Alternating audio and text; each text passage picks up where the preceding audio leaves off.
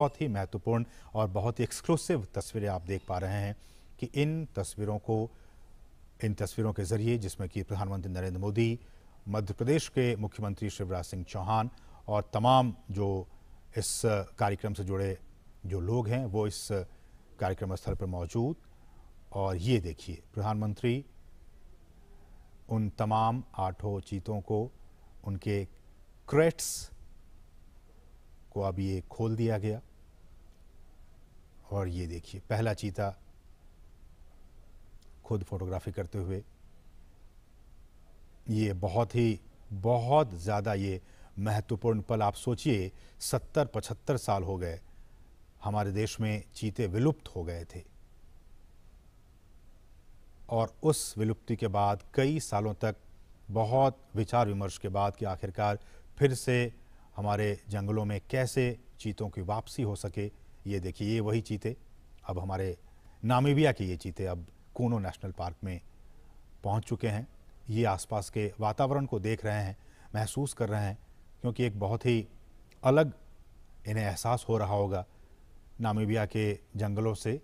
अब ये सीधे भारत के जंगलों में कूनो नेशनल पार्क में अब ये पहुंच चुके हैं। प्रधानमंत्री इस बहुत ही महत्वपूर्ण क्षण का लुत्फ उठाते हुए और उन तस्वीरों को अपने कैमरे में कैद करते हुए, साथ में आपने देखा मध्य प्रदेश के मुख्यमंत्री शिवराज सिंह चौहान भी मौजूद थे। कुल 8 चीतों को हिंदुस्तान लाया गया है। जैसा कि हमने बताया कि इनमें 5 मादा चीता हैं और 3 नर चीता हैं। इन 8 चीतों को आपने देखा, प्रधानमंत्री ने विशेष जो क्रेट्स थे उन क्रेट्स को खोल दिया गया और फिर वो सभी 8 चीते अब मुक्त हो चुके हैं। लेकिन ये अभी जंगलों में नहीं जाएंगे, ये एक बहुत ही ख़ास एरिया बनाया गया है। उन्हीं ख़ास एरिया में अभी ये 1 महीने तक रहेंगे और उसके बाद फिर इनकी लगातार मॉनिटरिंग की जा रही है। मॉनिटरिंग की जाएगी। आप देख सकते हैं इन चीतों के जो गर्दन है उस पर एक कॉलर, जो GPS टैग है वो लगा हुआ है, ताकि इनकी मॉनिटरिंग की जा सके। और मैं उसी पर लौट भी रहा था कि सभी चीतों के गर्दन पर उनके नाम या फिर कोड के हिसाब से सैटेलाइट या फिर GPS VHF कॉलर्स लगा दिए गए हैं। और इसी नेशनल पार्क में जो हम आपको दिखा रहे हैं, ये कूनो राष्ट्रीय उद्यान, कूनो नेशनल पार्क, इसमें एक डेटा डाउनलोड फैसिलिटी सेंटर बनाई गई है। और इस इक्विपमेंट को, रेडियो टेलीमेट्री इक्विपमेंट को खरीदने और फैसिलिटी बनाने की सारी प्रक्रिया 4 से 6 महीने में पूरी कर ली जाती है। और ये जो आप देख रहे हैं इनके गर्दन में, इनको वहीं पे इन चीतों को लाने से पहले ही इनको नामीबिया पहुंचा दिया गया था। और फिर इन्हें ये तमाम जो कॉलर हैं, RF ये कॉलर, इनको लगाकर ही इन्हें लाया गया है। रेडियो कॉलर है इन्हें, और इनकी ताकि इनकी जो ट्रैकिंग है, इनकी निगरानी वो हो सके रेडियो कॉलर के ज़रिए। और फिर इन्हें हम जैसे कि बता रहे हैं कि इनको आइसोलेशन में रखा जाएगा और फिर इन्हें जंगलों में मुक्त किया जाएगा। तो ये कुछ अहम बातें हमने आपको बताया कि किस तरह से वहाँ पे इन्हें पकड़ा गया और फिर उनके बाद उनको जो तमाम रूल्स एंड रेगुलेशंस हैं उनके ज़रिए इन 8 चीतों को भारत लाया गया है। 70 साल पहले हमारे देश में बहुत सारी चीते हुआ करते थे, लेकिन किन्हीं ना किन्हीं वजहों से वो सारे विलुप्त होते चले गए। कुछ अवैध शिकारियों के शिकार बन गए। एक भी हमारे देश में चीता नहीं बचा। लेकिन सरकार लगातार कई सालों से प्रयास कर रही थी कि हम जो हैं वो इन चीतों को वापस से एक बार फिर से लाएं, चूँकि पारिस्थितिकी तंत्र भारत का भी बहुत बेहतर है। और जैसे कि हमने कहा कि नामीबिया के जो वैज्ञानिक थे वो महीनों तक यहाँ पे आते रहे, जाते रहे, और यहाँ का जो भूवैज्ञानिक स्थिति है, यहाँ की जो जलवायु है, उनका उन्होंने अध्ययन किया। और अध्ययन करने के बाद ही वो इस नतीजे पर पहुँचे कि इन तमाम चीतों को मध्य प्रदेश में जो कूनो नेशनल पार्क है, वहाँ की जो स्थिति है, परिस्थिति है, जलवायु है, उसके हिसाब से छोड़ना ज़्यादा उचित होगा। तो उसके बाद ही ये फैसला लिया गया। और हमने आपको बताया कि इन तमाम चीतों के गर्दन में रेडियो कॉलर लगे हुए हैं ताकि इनकी मॉनिटरिंग की जा सके। और विशेष हमने बताया कि आपको चिनूक हेलीकॉप्टर के ज़रिए इनको यहाँ पे लाया गया। और प्रधानमंत्री मोदी आप देख सकते हैं इनको विशेष जो क्रेट्स थे उनको खोलकर और प्रधानमंत्री ने इनको खुद वहाँ मुक्त किया, वो वहाँ पे अब विचरण कर रहे हैं।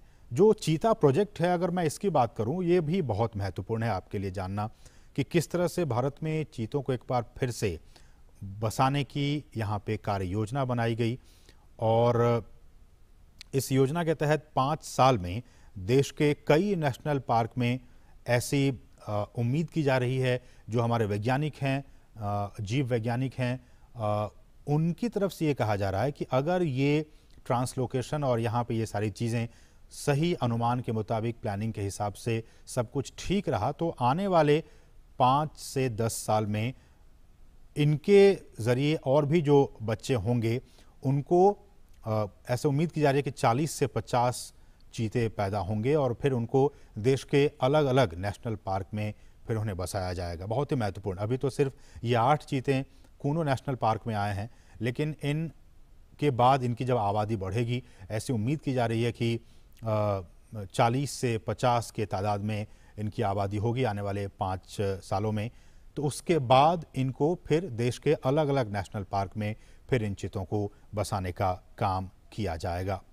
और इस कार्य योजना के ज़रिए जैसा कि हम कह रहे हैं कि भारत एक बार फिर दुनिया के सबसे तेज़ रफ्तार वाले जानवर चीता का घर अब बनने जा रहा है और भारत सरकार ने चीतों को फिर से देश के जंगलों में लाने का काम किया है, बहुत ही महत्वपूर्ण काम किया है। और प्रधानमंत्री जैसा कि आप देख सकते हैं कितने उत्साहित हैं, खुद कैमरे के जरिए उन तस्वीरों को कैद करने की कोशिश कर रहे हैं। प्रधानमंत्री खुद भी चीतों को देश में लाने और इसे बसाने में निजी, बिल्कुल पर्सनल लेवल पे निजी रुचि दिखा रहे थे और उसी का नतीजा है कि आज ये 8 चीते अब हिंदुस्तान की सरजमी पर पहुंच चुके हैं। ये हम आपको बताएं, चीता आपने भी देखा होगा तमाम टेलीविज़नों के ज़रिए, नेशनल ज्योग्राफिक पे, एनिमल प्लैनेट चैनल पे, कि किस तरह से ये जंगलों में रहता है और ये एक मांसाहारी जानवर होता है। भारत से इसका लगभग 70-75 साल पहले खात्मा हो गया था और कहा जाता है कि अवैध शिकार जो रहा वो एक बहुत अहम वजह रहा इनके एक्सटिंक्ट होने के, इनके विलुप्त होने के। ज़्यादा शिकार, और ये भी कहा जाता है कि जो चीतों का जो नेचुरल हैबिटेट था उनको भी काफ़ी नुकसान पहुंचा था, इसलिए धीरे धीरे विलुप्त हो गए। बहरहाल देश में चीतों को फिर से लाया गया है और हमारे जो जंगल हैं उनका जो इकोसिस्टम है, उनका जो पारिस्थितिकी तंत्र है, ये अब उनके लिए वरदान साबित हो सकता है। जैसा कि हम सभी जानते हैं कि ये जो जानवर है, ये जो चीता है, वो खुले मैदानों में रहते हैं। उनका आवास मुख्य रूप से वहीं होता है जहां उनके लिए शिकार अच्छी खासी तादाद में मौजूद होते हैं। घास के मैदान हो, झाड़ियाँ हों, खुले जंगल हों, अर्ध शुष्क वातावरण और थोड़ा सा ज़्यादा तापमान उनके लिए सही होता है। तो थोड़ा ज़्यादा तापमान हो, हम जानते हैं कि मध्य प्रदेश का ये इलाका ज़्यादा तापमान इनका रहता है यहाँ पे 12 महीने, इसलिए भी हमारे जो वैज्ञानिक हैं उन्होंने कहा कि ये काफ़ी उचित होगा यहाँ पे इन्हें रखना। घास के मैदान हैं, झाड़ियाँ हैं, खुले जंगल हैं, ये तमाम चीज़ें इनके अनुकूल हैं इनको यहाँ पे रखने के लिए, इसलिए यहाँ पे इन्हें लाया गया।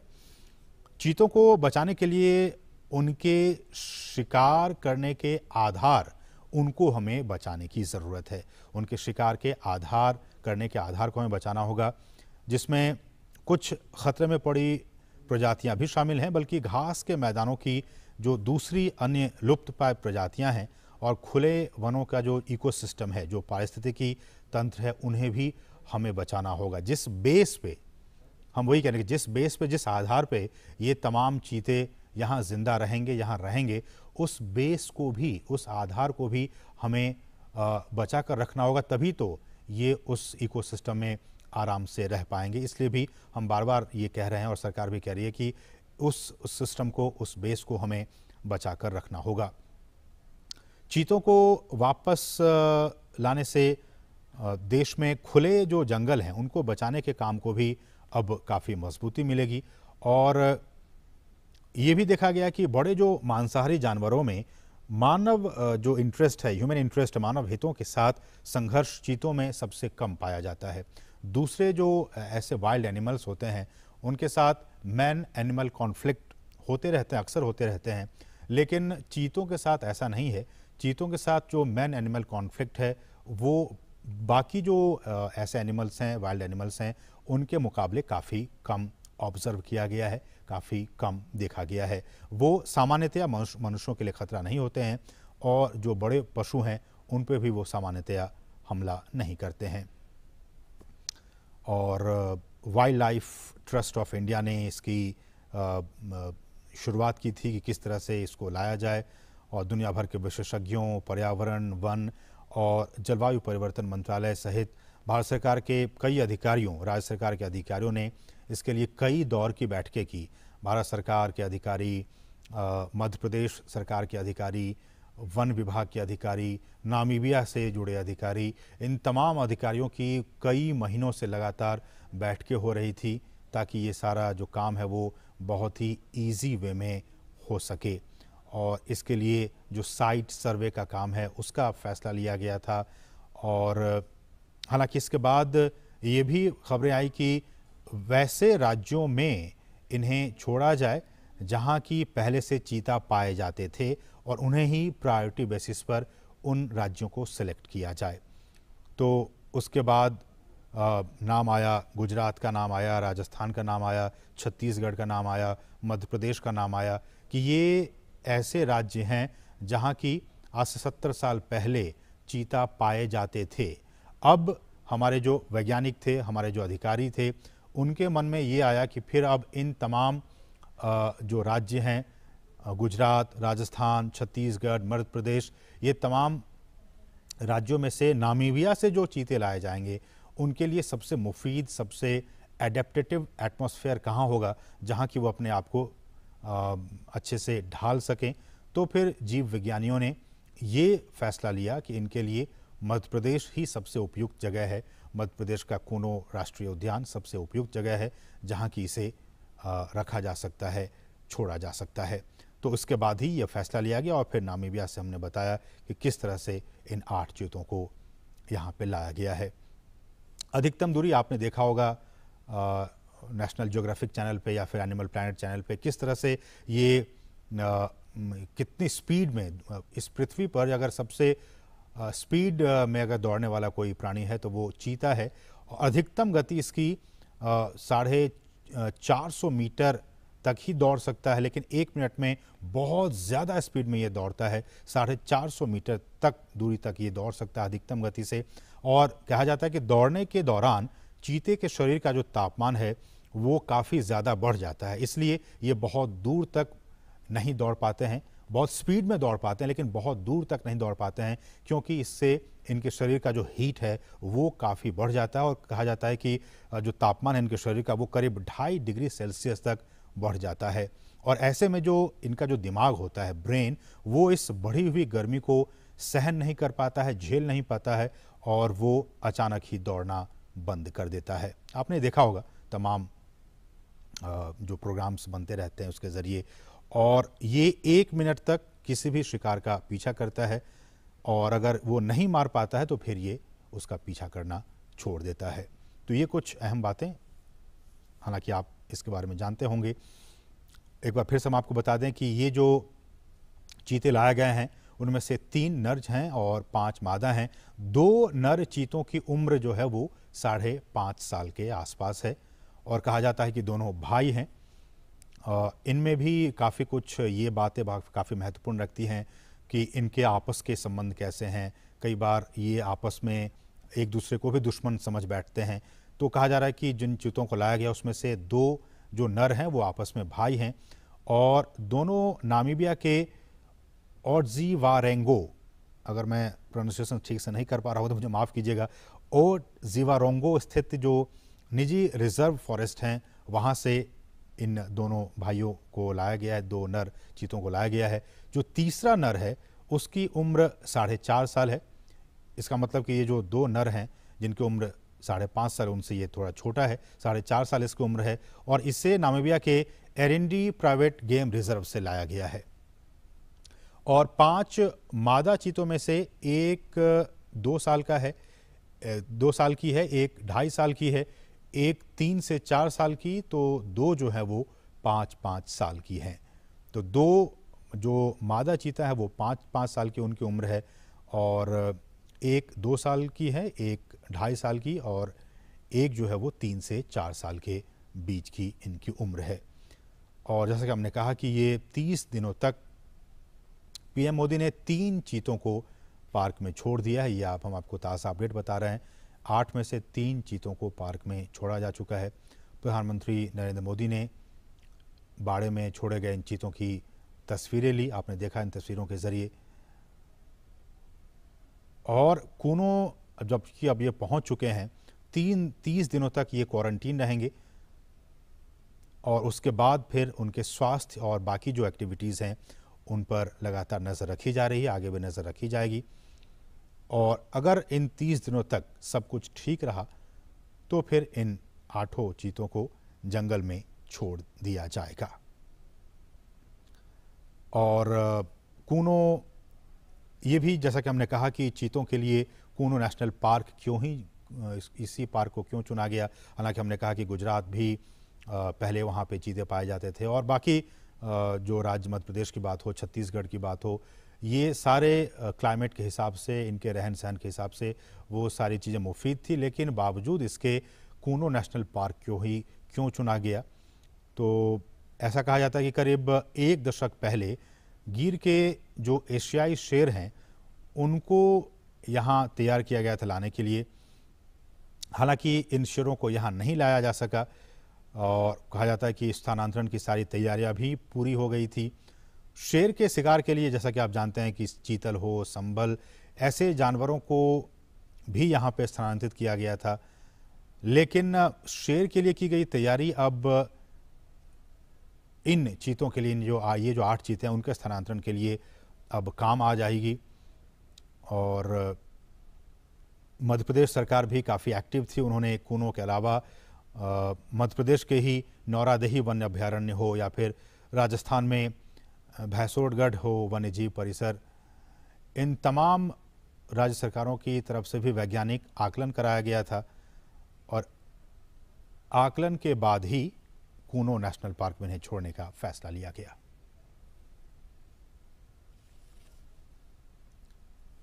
और भारत में 7 दशक के बाद चीतों की वापसी के ऐतिहासिक अवसर पर आइए सुनते हैं प्रधानमंत्री का ये बहुत ही खास संदेश। नमस्कार मेरे प्यारे देशवासियों, मानवता के सामने ऐसे अवसर बहुत कम आते हैं जब समय का चक्र हमें अतीत को सुधार कर नए भविष्य के निर्माण का मौका देता है। आज सौभाग्य से हमारे सामने एक ऐसा ही क्षण है। दशकों पहले जैव विविधता की सदियों पुरानी जो कड़ी टूट गई थी, विलुप्त हो गई थी, आज हमें उसे फिर से जोड़ने का मौका मिला है। आज भारत की धरती पर चीता लौट आए हैं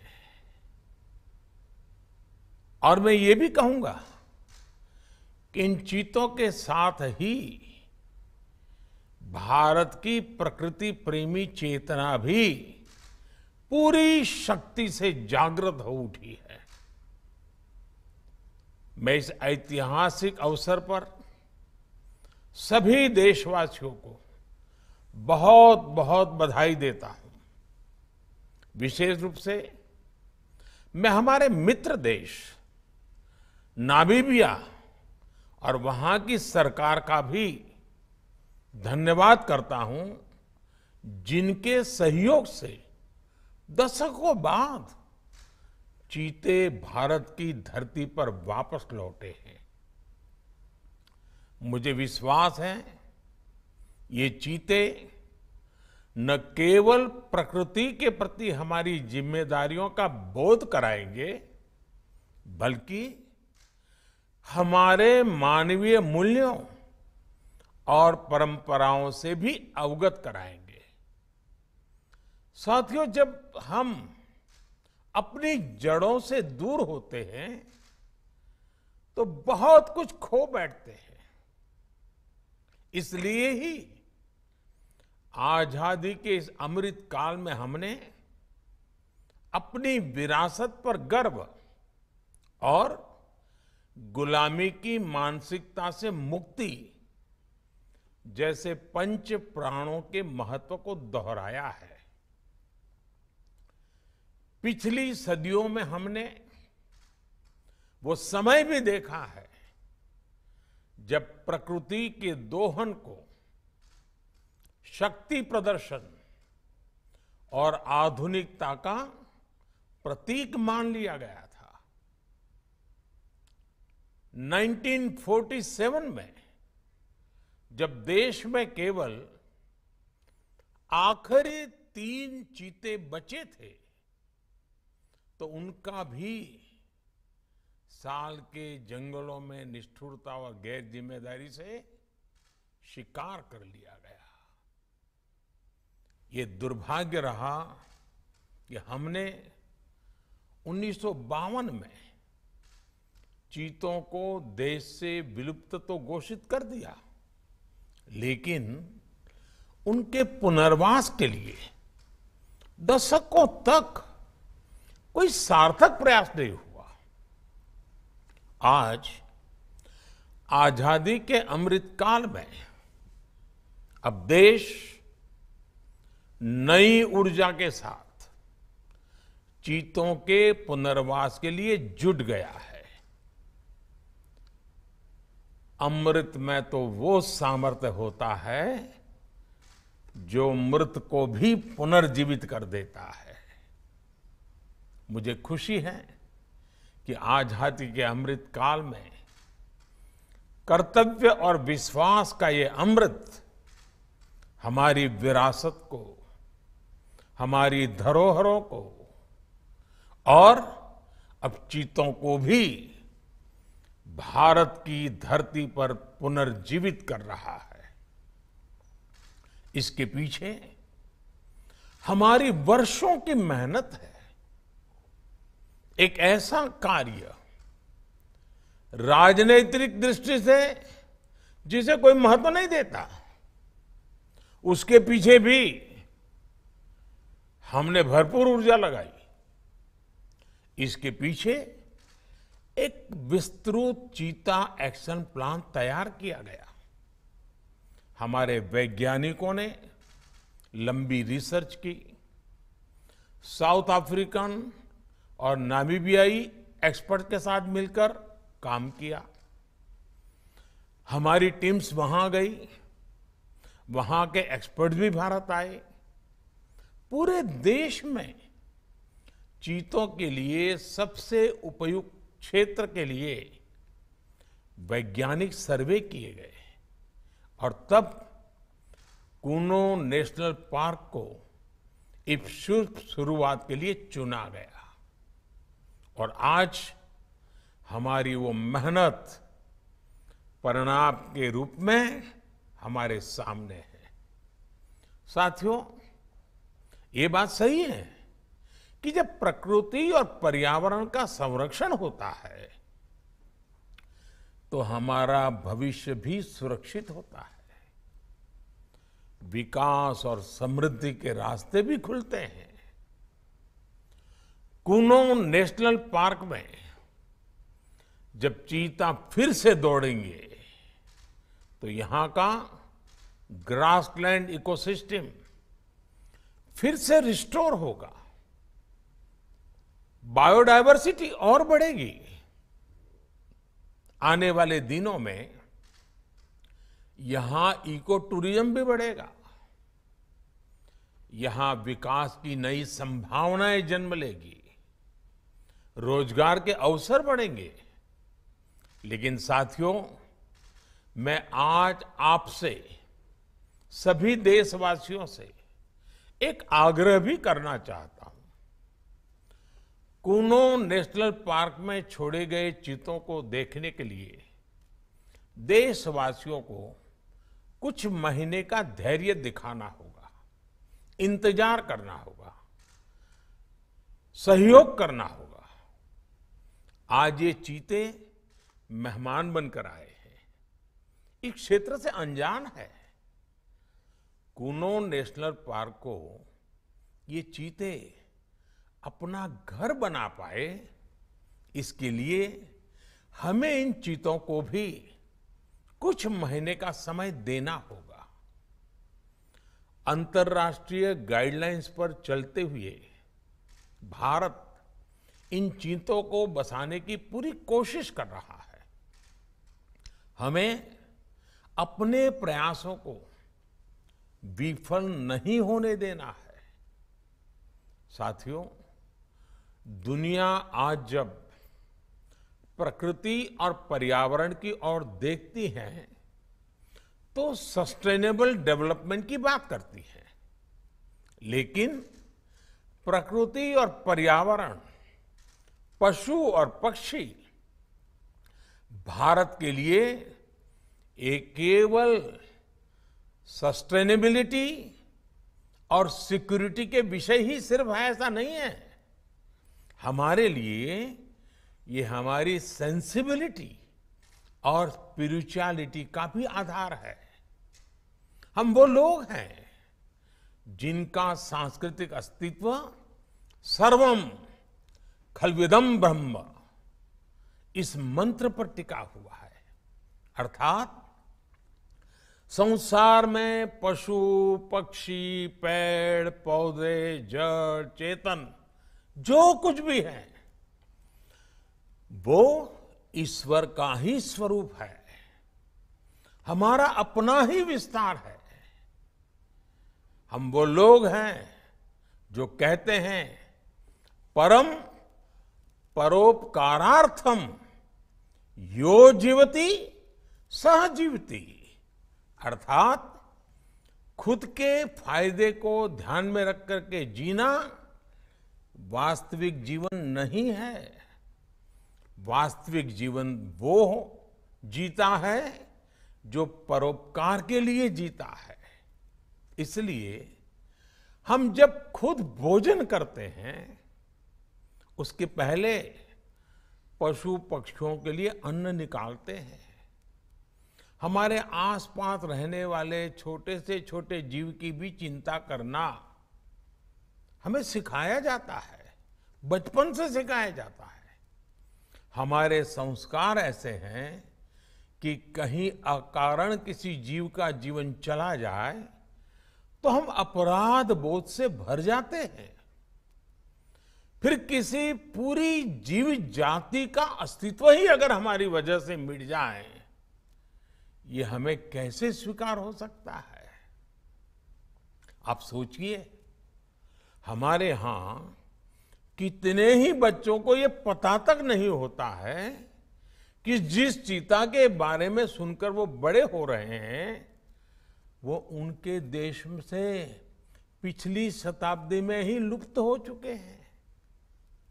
आज अफ्रीका के कुछ देशों में और ईरान में चीता पाए जाते हैं, लेकिन भारत का नाम उस लिस्ट से बहुत पहले हटा दिया गया था। आने वाले वर्षों में बच्चों को इस विडंबना से नहीं गुजरना पड़ेगा।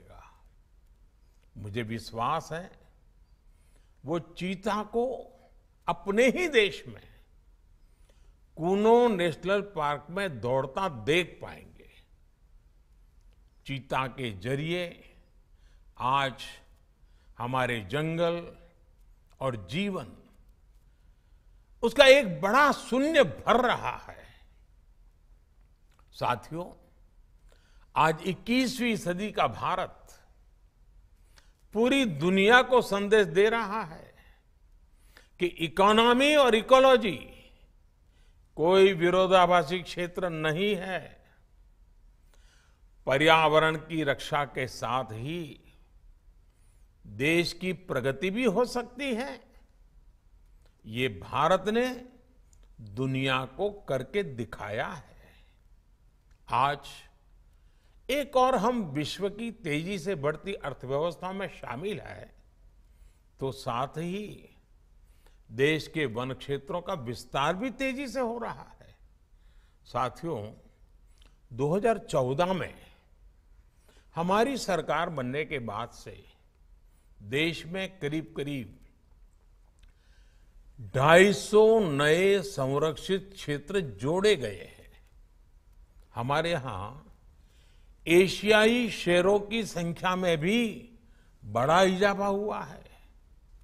आज गुजरात देश में एशियाई शेरों का बड़ा क्षेत्र बनकर उभरा है। इसके पीछे दशकों की मेहनत, रिसर्च बेस्ड पॉलिसीज और जन भागीदारी की बड़ी भूमिका है। मुझे याद है, हमने गुजरात में एक संकल्प लिया था। हम जंगली जीवों के लिए सम्मान बढ़ाएंगे और संघर्ष घटाएंगे। आज उस सोच का प्रभाव परिणाम के रूप में हमारे सामने है। देश में भी टाइगर्स की संख्या को दोगुना करने का जो लक्ष्य तय किया गया था, हमने उसे समय से पहले हासिल किया है। असम में एक समय एक सींग वाले गैंडों का अस्तित्व खतरे में पड़ने लगा था, लेकिन आज उनकी भी संख्या में वृद्धि हुई है। हाथियों की संख्या भी पिछले वर्षों में बढ़कर 30,000 से ज्यादा हो गई है। भाई और बहनों, देश में प्रकृति और पर्यावरण के दृष्टिकोण से जो एक और बड़ा काम हुआ है, वो है वेटलैंड का विस्तार। भारत ही नहीं, पूरी दुनिया में करोड़ों लोगों का जीवन और उनकी जरूरतें वेटलैंड इकोलॉजी पर निर्भर करती हैं। आज देश में 75 वेटलैंड्स को रामसर साइट्स के रूप में घोषित किया गया है, जिनमें 26 साइट्स पिछले 4 वर्षों में ही जोड़ी गई हैं। देश के इन प्रयासों का प्रभाव आने वाली सदियों तक दिखेगा और प्रगति के नए पथ प्रशस्त करेगा। साथियों, आज हमें वैश्विक समस्याओं को, समाधानों को और यहां तक कि अपने जीवन को भी होलिस्टिक वे में देखने की जरूरत है। इसलिए आज भारत ने विश्व के ये LIFE, लाइफ यानी लाइफस्टाइल फॉर द एनवायरमेंट जैसा जीवन मंत्र दिया है। आज इंटरनेशनल सोलर अलायंस जैसे प्रयासों के द्वारा भारत दुनिया को एक मंच दे रहा है, एक दृष्टि दे रहा है। इन प्रयासों की सफलता दुनिया की दिशा और भविष्य तय करेगी। इसलिए आज समय है कि हम ग्लोबल चुनौतियों को दुनिया की नहीं, अपनी व्यक्तिगत चुनौती भी माने। हमारे जीवन में एक छोटा सा बदलाव पूरी पृथ्वी के भविष्य के लिए एक आधार बन सकता है। मुझे विश्वास है, भारत के प्रयास और परंपराएं इस दिशा में पूरी मानवता का पथ प्रदर्शन करेगी, बेहतर विश्व के सपने को ताकत देगी। इसी विश्वास के साथ आप सभी को इस मूल्यवान समय पर, ऐतिहासिक समय पर बहुत बहुत धन्यवाद देता हूं, बहुत बहुत बधाई देता हूं।